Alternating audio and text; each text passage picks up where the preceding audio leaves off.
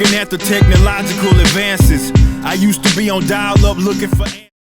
Welcome to 3 Count Commentaries. How y'all guys doing? This is MagMongoSlade. Today, talking about Monday Night Raw, unfortunately, from December the 13th, 2022. Oh boy. These Triple H Monday Night Raws are filled with matches that are entirely too long, with just not a lot happening. And these crowds, despite the fact that the building is packed, man, it's like a golf tournament in that joint, man. I'm telling you, it's not good. You know, I mean, Vince had to pipe in some crowd reactions, but Jesus H. You know, I'm telling you, boy, Jesus. Anyway, the news and notes section ought to be interesting to you guys. So, Carl Anderson, apparently WWE made some sort of deal so that Carl Anderson will continue to work New Japan and will likely be working the Wrestle Kingdom show.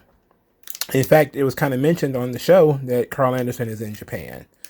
While Carl Anderson was the guy that had to break the WWE New Japan forbidden door, I have no idea. It's not like we're talking about some huge star here. We're talking about coconut head ass Carl Anderson, who sucks, for lack of a better term. You know, to put it, the formal term is he's not very good. You know, the Urban Dictionary is that he sucks. He both sucks and blows at the same time. In any event, this leads a lot of people to question the Sasha Banks thing. As you know, now we know that Sasha Banks will be appearing. Some people still believe that Sasha Banks will be returning to WWE, considering the Wrestle Kingdom show is in early January and the Royal Rumble is in late January, and that these two things, it's not an either or situation, which is absolutely true. It's not an either or, but I don't know. The whole Sasha Banks thing, we'll get to it. We'll cross it when we get there. But it seems like they legitimately made a deal with New Japan for Carl Anderson to continue working. Last I checked, he was still the never champion, the most useless belt in all of wrestling, outside of the AEW FTW title, which isn't a real belt, despite the fact that it continues to be defended as if it's real. It's literally non-sanctioned. You can't have more useless belt than non-sanctioned. I guess the BMF belt in UFC could be more useless, but at least that's fun, you know. At least that's a fun belt. That FTW thing is not fun, and this never thing is actually miserable. It literally has no purpose. But interesting enough, Carl Anderson will be working in Japan, so that's very nice. Good on Carl Anderson for being the first to do this.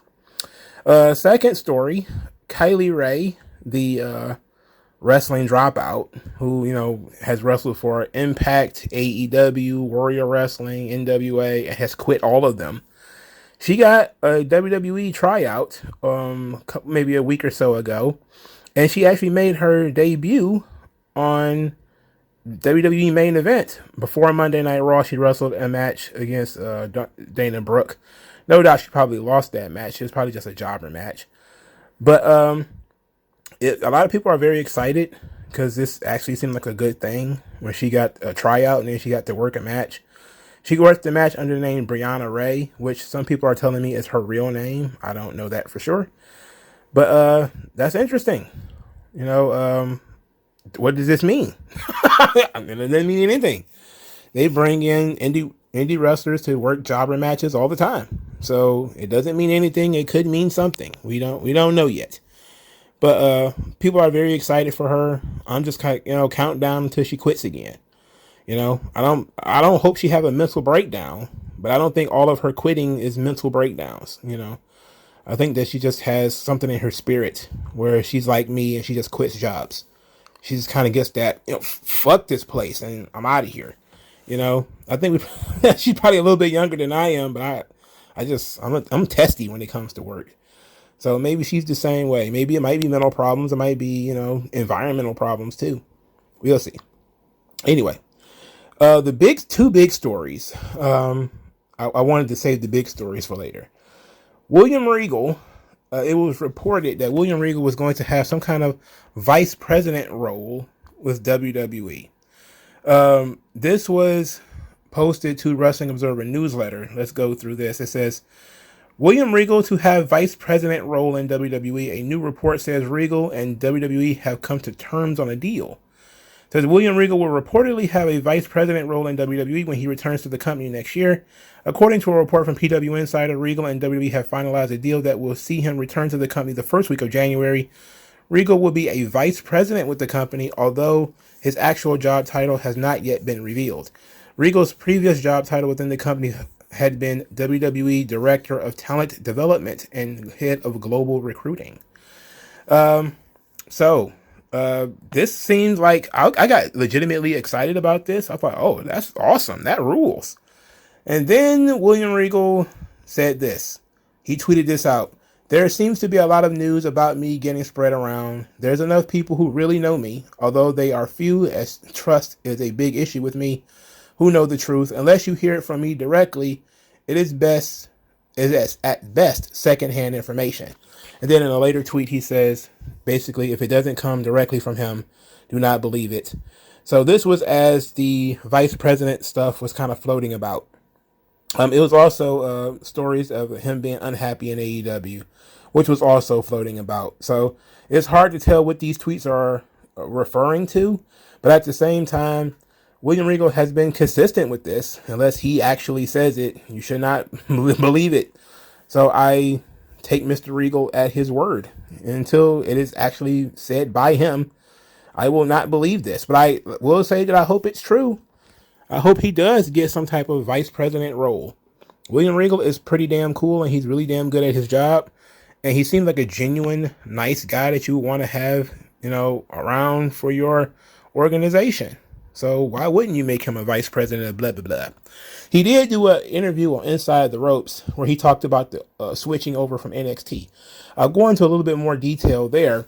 But in that, on the NXT review, we'll talk about that a little bit more.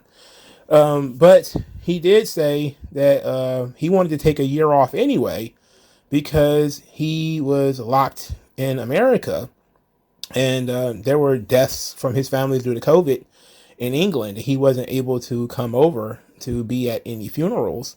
And he was going through a lot of physical, like he had some, I think he said a brain bleed or something like that. So he had some real physical problems and he had some emotional problems, and he wanted to take a year off, and he was having a very difficult time in 2019, 2020.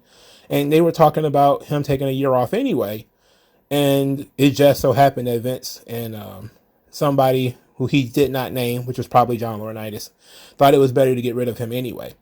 So, he talked about Vince, treating him very nicely, giving him a release 2 months early, and still continued to pay him despite the fact that he was working in AEW at the time, because he was pitched the idea to work with Bryan Danielson.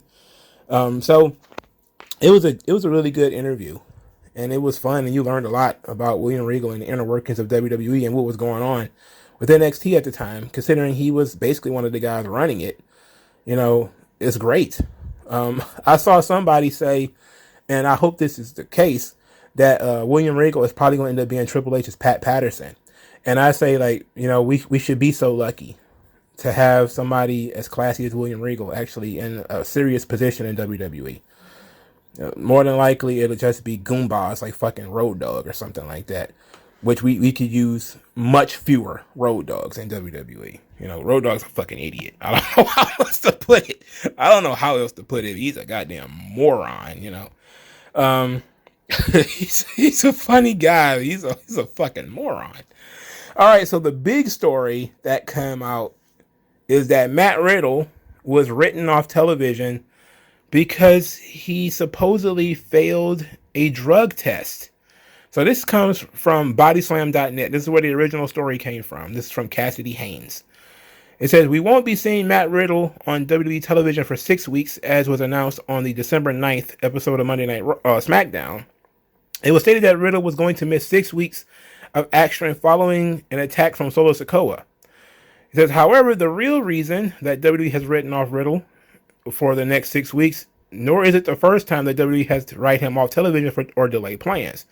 Over the summer, WWE had originally planned for Matt Riddle to have a match against Seth Rollins at SummerSlam, but that match was pushed back to Clash at the Castle. It was reported at the time that the reason for the change was due to, quote, creative directions. Sources have told me that the reason for pushing back the match was because Matt Riddle failed a drug test leading up to SummerSlam. This was also the last test under Vince McMahon's regime. With Vince no longer in charge, a, quote, new creative direction was taken regarding Riddle, and his big match against Rollins was postponed until Clash at the Castle. Additionally, I was told that the company informed Riddle at the time that another failed drug test will result in a, quote, rehab or fired situation, similar to what happened with Jeff Hardy previously. This leads us to Matt Riddle's most recent 6-week off television. I was able to confirm that the reason WWE wrote Matt Riddle off TV was because he failed another drug test and will be sent to rehab. The belief going around is that he has already entered treatment or will be going in as soon as programs run for 30 days, and he would need to be finished in time for his return in 6 weeks. I asked for clarification on what came up on the drug test, but it should be noted that WWE no longer tests for marijuana. So, our boy Matt Riddle apparently is, it's not a gimmick. He really is a druggie. And you can look at Matt Riddle and tell that he does drugs. I mean, is anybody surprised? See, despite the fact that this is dirt sheet rumors, and it is dirt sheet rumors, I believe him. This one I believe. I believe Matt Riddle was probably fucking with that booger sugar. I believe the nose candy was in action. I believe it. Matt Riddle's behavior is so weird. Like, some of it is just so weird that you have to say, this guy has to be on something other than weed. You know? So either he's on that Christina Aguilera, that Britney Spears, or he doing something out of a bottle. Either way, him being in rehab is probably for the best. He went through a nasty divorce, very publicly, was accused of rape. I understand how these things, and he's been traveling this entire time working. I think he lost access to his kids for a short amount of time. The guy's probably stressed out. Who knows what the situation is. And apparently now he's dating a porn star. So I'm just kind of like, hey, you know, he's in his Kanye West era. You know, he's just about to go out there and just do his thing. You know, look, I'm hardly going to be the guy to do too much judging. I'm not a big fan of the drugs. I'm not a big fan of drugs at all, but it's a personal decision, you know, and as long as other people don't get hurt, then I don't see the big deal. But you do have to consider that he's in a workplace and other people's lives are in his hands, and him being high on cocaine or pills or whatever he might have been doing, it could affect his work and could affect, you know, how he handles other people's bodies. And it's definitely a problem.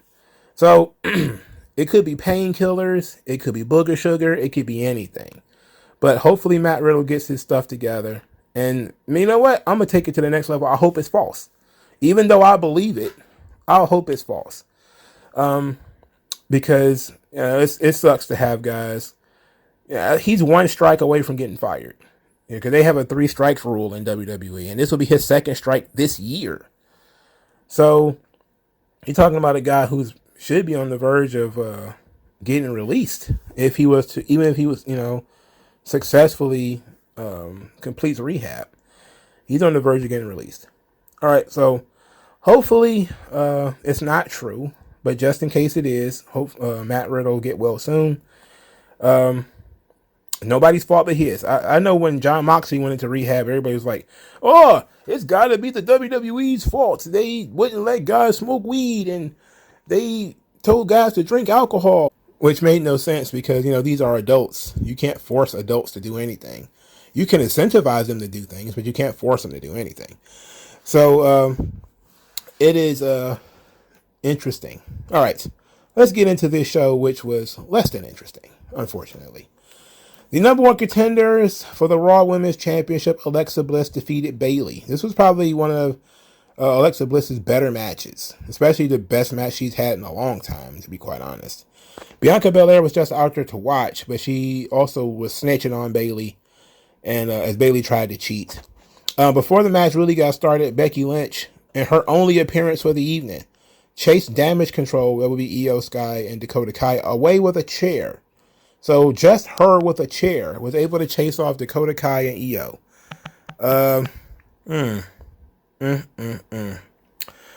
Look, I know we were supposed to think that Becky's some kind of sawed-off badass. I get that. But in a 2-on-1 situation, she could, I mean, it would have not added any more for Bianca to come out there too and, you know, chase both of them off.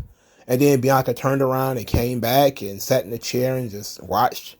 Like, you could have done that instead of having Becky chase them both off. Like, I know Becky's supposed to be tough, but for Christ's sake, it's two of them. Anyway, Alexa Bliss botched a Hurricanrana in this match, and I thought Bayley's face was broken, but she turned out to be okay. That old Auntie Pam is real tough.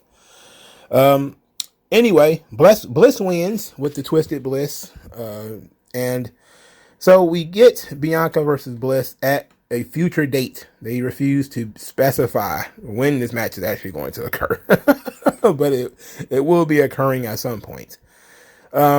Bianca and Alexa Bliss are former partners from War Games, and they had been teaming up since Clash at the Castle. They were going to shake hands, and then they ended up hugging. At which case, the moth symbol from Bray Wyatt popped up on the screen, and Alexa Bliss snatched Bianca Belair. Yes, the 5 foot of fury Alexa Bliss snatched the nearly 6 foot Bianca Belair and was going to use Sister Abigail on her before letting her go. And Alexa, so they're starting to do the story now that Alexa Bliss is she's going to end up getting controlled by Bray Wyatt or whatever. So I expect black gunk to be spewed all over the place. I expect fireballs. I expect magic, teleportation, all sorts of nonsense to pop up. And it's going to pop up in the women's division featuring Bianca Belair. And I'm probably going to hate it. I'm just going to be fair. I tend to hate that kind of stuff. So, not looking forward to it. I can tell you that. But at least now we have something interesting here. We're going into a stretch where, you know, Bray Wyatt's influence on the show can be felt without him actually being there, which was, I think, the good thing about Alexa Bliss being on the show before, was that she was able to carry on Bray Wyatt's stories with him not needing to actually be on the show. And now she's going to have the ability to stretch out what Bray Wyatt is doing and stretch out his concepts across both shows without him needing to appear on both shows and thus overexposing him. So that's a positive and that's a good thing. Is it going to be Alexa Bliss and The Fiend as partners again, best friends or whatever? Probably not. Hope not, but we'll see. Her as being a Fiend subordinate or being some kind of fixture into whatever Bray Wyatt is doing now, it ought to be interesting. And the women's division needed a shakeup. They need something different because Damage Control fucking sucks. And, you know, Bayley can only get beat so many times, for Christ's sake. I mean, she's already did more jobs in this year alone than she's probably done in the last 3 years, for Christ's sake. All right, so Alpha Academy, they're dumb. They're on the show again because Triple H is booking WWE and Chad Gable must appear. He must appear. He called Kurt Angle a dinosaur, said he's not good enough to be in the ring with them. That's why he resorted to spraying Otis with milk, and that Otis smells like milk, and the milk is rotten already. It's only been 3 days. I was like, oh, God. Ugh. This sucks. Then the OC shows up, says that Japan loved them getting covered in milk. They're big in Japan. Then Chad Gable challenged AJ Styles to a match, said he was a dinosaur too. AJ Styles accepted it. Then they went out there and he had the match. It was okay. Chad Gable first was defeated by AJ Styles via the Styles Clash. I was very disappointed because AJ Styles was not using his own theme. He was using the OC's thing, which I didn't like. I don't see why AJ Styles didn't use his own theme. That sucks. But at least AJ Styles won. This match went nowhere. It meant nothing. Chad Gable just losing matches on TV. He's just getting TV time. I don't get it. We did not see DOC again for the rest of the night. I mean, I'm not going to complain about not seeing Luke Gallows again, but it seemed like there might have been a place for them later, you know. All right, so our only running gag throughout the show was Johnny Gargano and Dexter Lumis. So they're at the whiteboard. Dexter Lumis has drawn up all of these plans of what he's going to do with his new money. The money he got from the Miz and the money he won from the poker game. It's so much more money. Tons and tons of money. Then Candice LeRae appears. She says that maybe they're having such a difficult time figuring out what to do with all of this money because they have everything that they need already. But it's the Christmas season. Maybe they ought to think about giving. So that gives Johnny Gargano some ideas to give away all of Dexter Lumis's money. So they go to the merchandise table, you know, because that's smart. Give WWE the money right back. Oh, God. And they bought literally all of the merchandise. And they're going to spread some holiday cheer by giving away merchandise. So they give away some teddy bears and t-shirts, a bunch of stuff like that. They go to the ring, giving away stuff to the front row. And, you know, normally I wouldn't say anything. I would kind of bitch or complain about something like this. But there's somebody on Twitter who said something that is actually pretty poignant. That the people in the front row can already kind of afford this stuff. Like, if you really wanted to be giving, you would take it to the back. You know, people who are in the real cheap seats. Because they probably can't afford merchandise. They can barely afford the seats. And in some cases, the merchandise costs more than the seat. You know, so you might want to, you know, shoot some stuff back there. So, despite the fact that I bristle at people who say stuff like that. Because, you know, giving is giving. And if you're giving it from your heart, you should not look a gift horse in the mouth, nor should you critique people for not giving in the way that you would give. To me, that is the most petty, garbage way of doing things. If somebody is doing something for charity, just let them do it. If it's not a charity that you would like, just understand that it's charity, and it's a charity that meant something to them. So, yes, you know, they gave merchandise to people in the front row. Yes, it probably would have been better if they gave it to people in the back. But they were shooting an angle here. They're not legitimately giving away stuff. So, the Miz tried to steal the money. He runs by, grabs the satchel of money, takes off. Adam Pearce won't let him get away with it. Tells him to go back.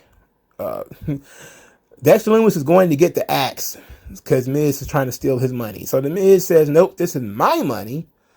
Says that he's desperate and wants to have a rematch to win his money back. They go through this whole rigmarole, which, you know, Miz's balls are still over. Vince McMahon, the last gag he had on the show was about Miz's balls.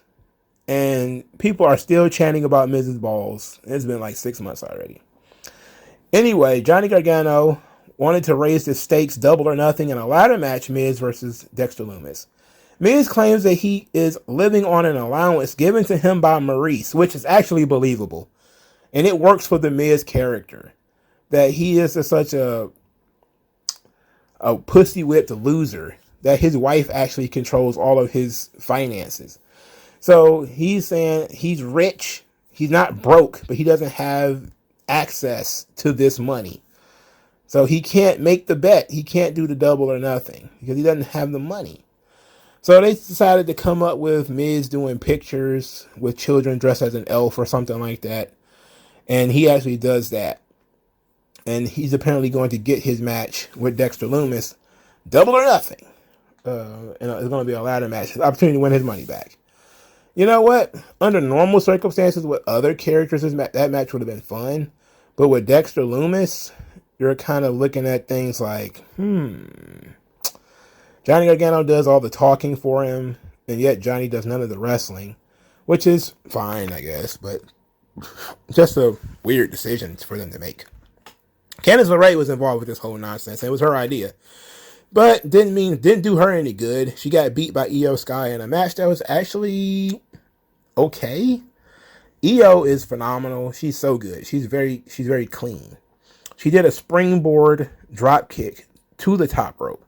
So her opponent, Candice LeRae, was sitting on the top rope when Io springboard up to off the top rope and drop kicked her. That was nice. Probably the coolest move in the match. And Io actually won the match clean. So Candice LeRae wanted revenge against Damage Control and is apparently not good enough to get it. So that's unfortunate for her, right? Unfortunate. Kevin Owens, he's backstage, was talking about Solo Sikoa being dangerous when he's interrupted by Elias. Elias asked him to be in his corner. Kevin Owens spurred out because he remembered all the Ezekiel stuff. And then remembered that Elias hit him with a guitar. So he refuses to be partners or to be friends with Elias. Elias wants to leave the past in the past because, that's wrestling. That's how things work in wrestling. You leave the past in the past. Kevin Owens is like, nope, I'm breaking the fourth wall. I have a memory. So Elias goes to the ring to do a Matt Riddle tribute concert. And it was great. He's in the ring singing a song he found in Matt Riddle's effects. They have a picture of Matt Riddle there, and they have bongos there. And apparently the song was Elias, You're My Bro. And the lyrics were written by Riddle. The song was sung by Elias. And before he sang the song, he said that Matt Riddle that inspired both him and his brother Ezekiel. And that Riddle is charismatic and has a childlike wonder. It was absolutely silly. The Elias You're My Bro song, it rules. It's really good. It's a fun song. And Solo Sikoa came out there and beat his ass. So there's that. I can't believe they had Sami Zayn on this show and did nothing with him. There was no feature of Sami Zayn. They did nothing before this. They did nothing after this. Solo Sikoa came out there to his own theme song, which was a surprise to me.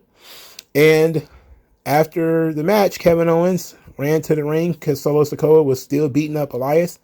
Even though he refused to help Elias during the match, he wanted to get his hands on Solo Sikoa. He gave Solo Sikoa a stunner.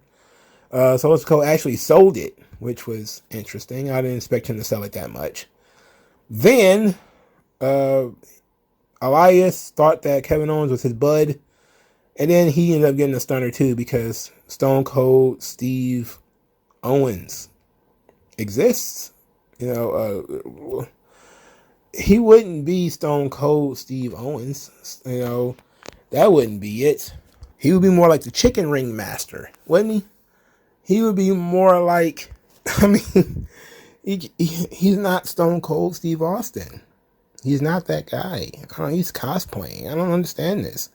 Anyway, they're still building this Elias and Kevin Owens thing and this Kevin Owens bloodline thing. They're still teasing it. Okay, I'm all right with that. Moving on. They say it's the 20th anniversary of Tributes to the Troops. No, it's the 20th episode of Tribute to the Troops. The 20th anniversary will actually be next year. All right, Asuka. Asuka came out for her match with Rhea Ripley, but Asuka was not wearing makeup. So she actually looked like a human being this week and not a cartoon character, which was interesting. It was a subtle shift in her gimmick. And I liked it. She was far more serious this week. Asuka and Rhea Ripley had probably one of their better matches on this show. Asuka cannot beat Rhea Ripley ever, but they did a good job here because it was all Dominic. Dominic distracting Asuka at one point. Him helping Rhea Ripley by pulling her out of the ring when she was in the Asuka lock. It was interesting, So finally, he gets up on the ring apron. He's distracting. Asuka spits mist in his face. And that was enough of a distraction for Riptide and the pinfall. So Dominic got mist spit in his face. And he was not happy about this. And backstage, his face is covered in blue. There's blue all over the place. He's like, Mommy, I can't see. Mommy, I can't see. And Damian Priest made a gonorrhea joke saying that, other things can burn a lot worse.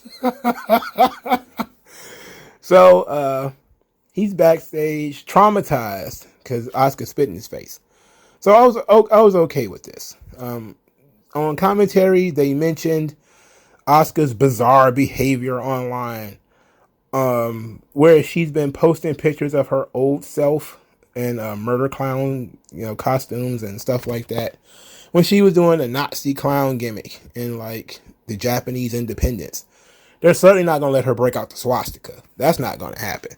Funny enough, let's talk about that, because just about everybody, I just saw recently somebody on Twitter freaking out that the Briscoes used to wear Confederate flags. They used to wear Confederate flag jackets. And it's supposed to say a lot about their personal character that they wore Confederate flags. Meanwhile, Asuka was wearing a swastika. And people are kind of like, ooh, mommy, give me that gimmick. I want that gimmick. Of course, they're not going to let her wear the swastika on television.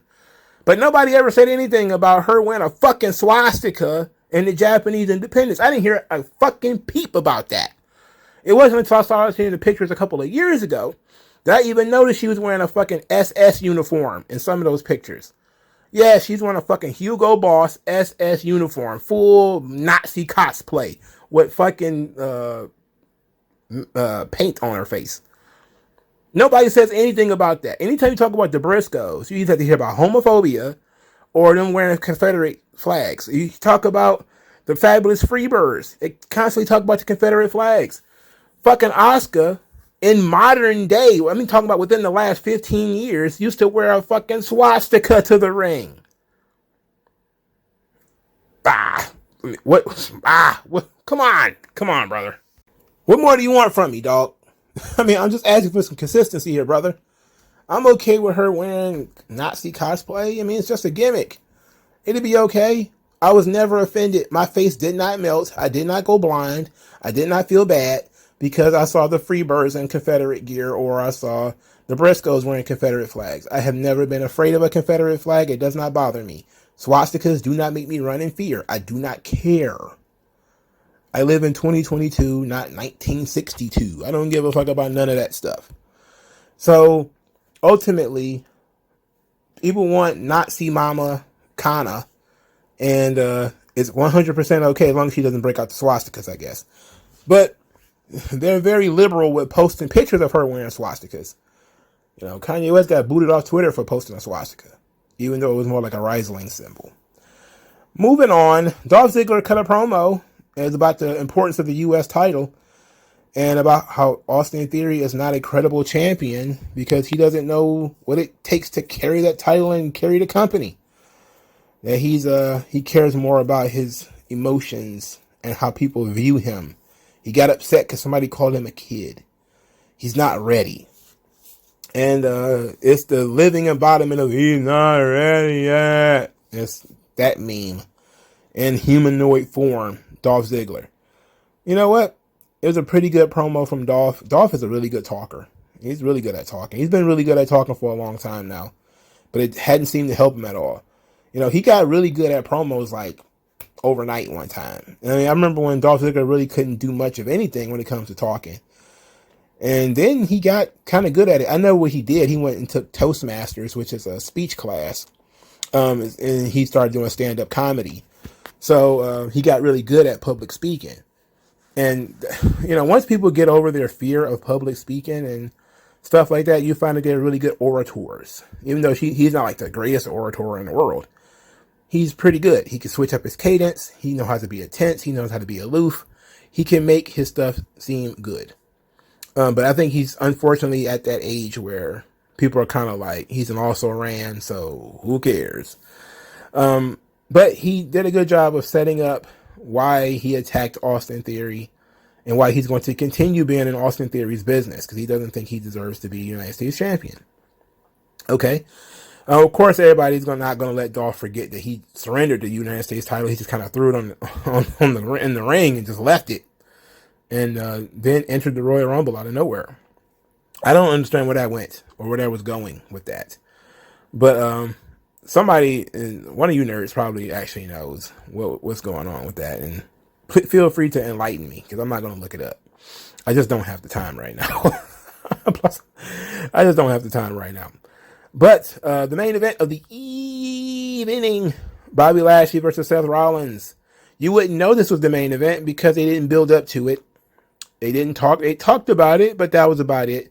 Normally, you would do a running story throughout the show, to build some of these matches and to keep people engaged and to do something new and to do something different.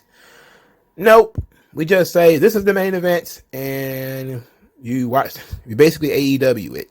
This is our main event of the evening, and then nothing is connected to it until it happens. That's not good. It's not. You can't do that. Can't get away with that. Match was fairly solid. They've had better matches, of course, against one another. Seth Rollins wins with the pedigree, which was a counter to the spear.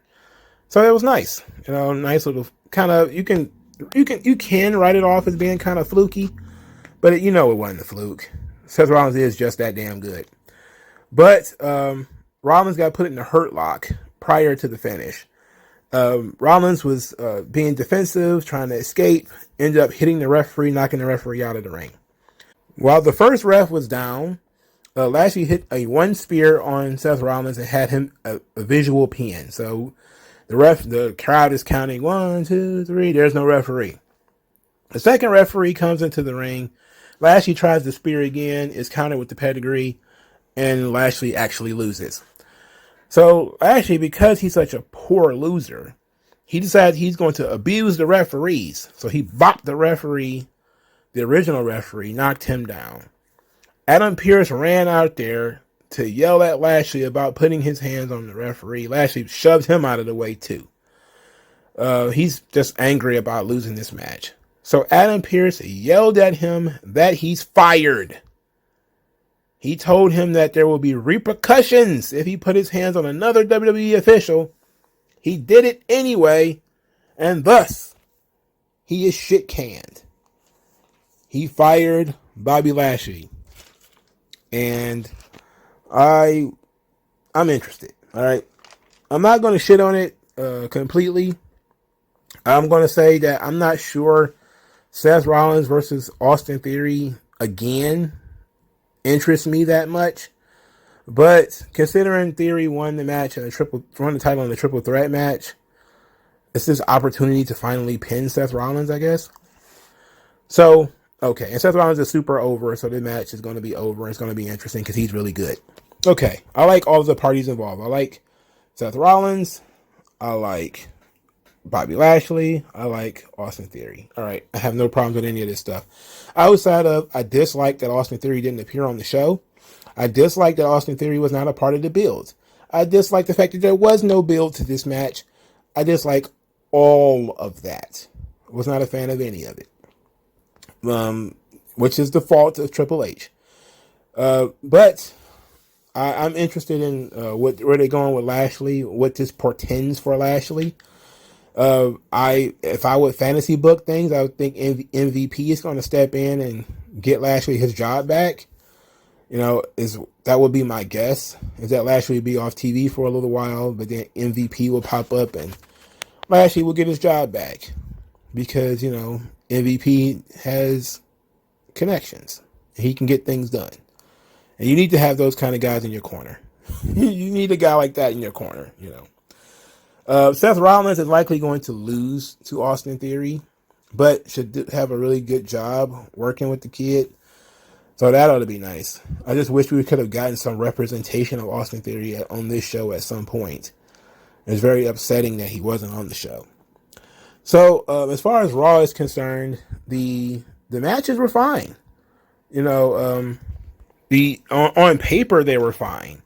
But Judgment Day versus the Street Profits and Akira Tozawa. This match felt like it was 40 minutes. I was so goddamn angry that this match was on TV. This match upset me so much. I literally said, this is why shows like Main Event exist. So that you can have matches like this on the show. There's no reason Akira Tozawa gets more than 10 minutes on television. Unless you're going to push him as a character. Why is he getting 10 minutes of my time? That's not right. It's robbery. I can't get those minutes back, man. I can't get those minutes back. I need those minutes back. This sucks. It's not good. It's hella not good. That match was so long, dog. Oh boy, it was long. I know people eventually got into it, but man, that match had too much time. Jesus Christ, it was too much time. 7 matches on the show again. Maybe that's a normal number, but too many of these matches had no build up. The women's number 1 contenders match was actually built up from last week. There's, of course, a long history of Lashley and Seth Rollins, but you still have to build it up throughout the show. Same thing with Io Sky and Candice LeRae. There was no build up for it. It's just, it's hard to explain. It's hard to explain, but the pacing of this show is piss poor. It's so slow. It's super slow. It feels like nothing happens on these shows. Like I said, man, there's tons of fucking wrestling. And then everything just comes across like it's a golf tournament. Like it's a tennis match where you just watch the ball go back and forth. And then somebody falls down and you go, yeah, Like, it's like when people used to say the Japanese audience was.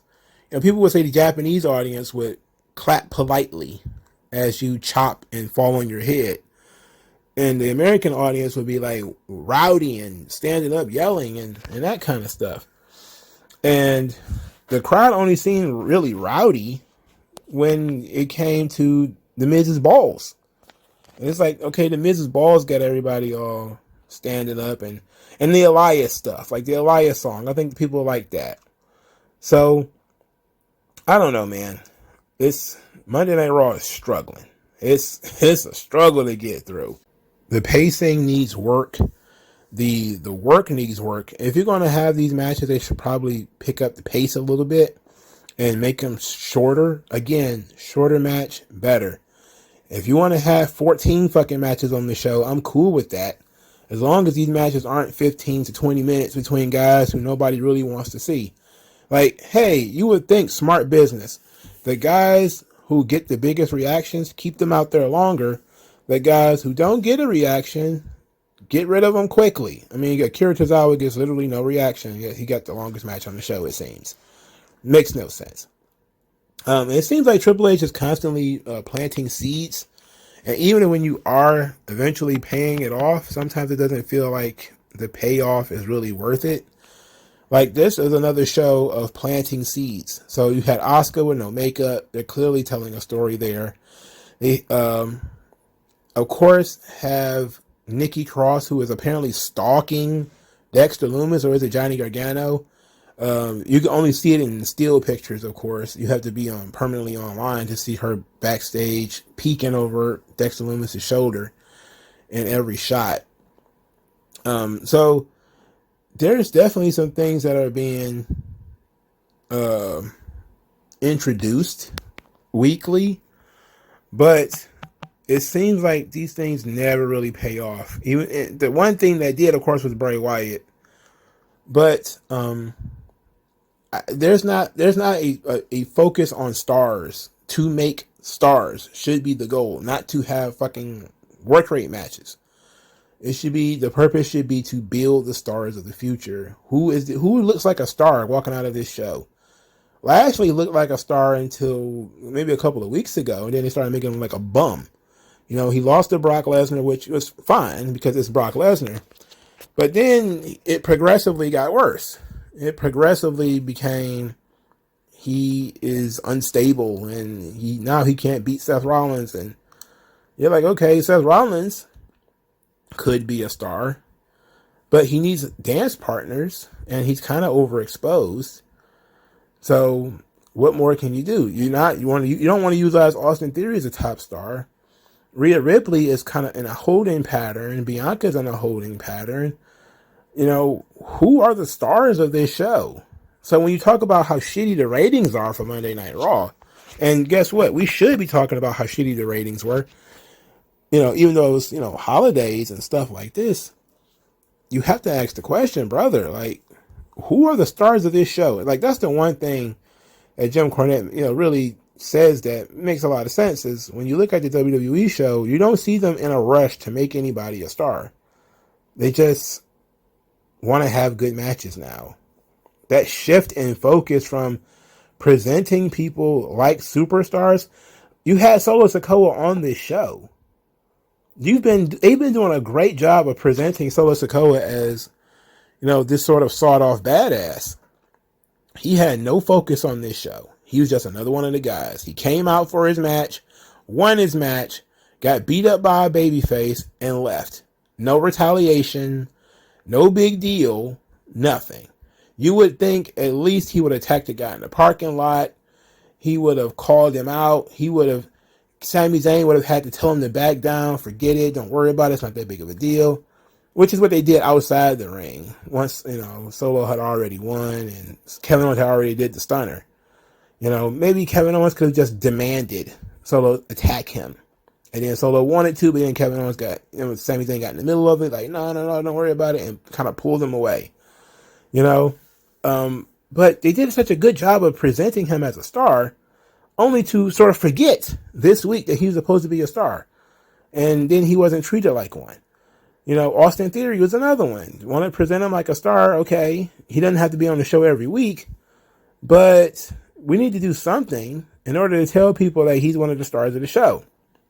If Kevin Owens is going to be one of your focal points, you need to tell people he's a star of the show. You need to actually build things around him, But Vince being gone is like a problem. Man, I'm telling you, I saw a video of Asuka eating Lay's with chopsticks and drinking Coca-Cola out of a 2-liter bottle. And I say, my God, I know Vince gone. Everybody in that bitch about to gain 50 pounds, dog. Like, Vince is gone, bro. Like, that shit is bothersome to me. It's bothersome. Because I'm looking at this product and saying there's no stars, there's nobody being presented as stars, and everybody's just having too much goddamn fun. We need to tighten up the ship. Maybe people need that iron whip out there sometimes, man. Because I remember Asuka was talking about how she likes to keep a certain layer of fat on her because it helps with the bumps. And I know Vince was looking at that like, you chubby little. You're lazy. You're chubby. He's probably an avid watcher of Kana-chan TV. And she's eating potato chips with chopsticks. What is this? She's drinking Coca-Cola. You know how much sugar is in that? I'm sure she doesn't care now. At this point, I'm pretty sure she don't give a fuck. She's in like her mid-40s, and it's like, fuck it. We doing us. Matt Riddle doing drugs. Asuka's eating fucking Lay's with chopsticks. I mean, it's Roadhouse in that bitch at this point. It's gonna be like Porky's in that motherfucker in a minute. It's wild, man. These motherfuckers are going fishing. They're not even feuding with each other anymore. They're going fishing now. You're like, yo, this is WWE now. I'm concerned. I'm deeply concerned. And, I don't know, man. But what do you guys think? What do you guys think of Monday Night Raw? Like, share, subscribe. I'll talk to you guys later. I appreciate everybody who listens. And peace out. I'll talk to you guys later. MagMongoSlade. Best house I ever drew, Daddy.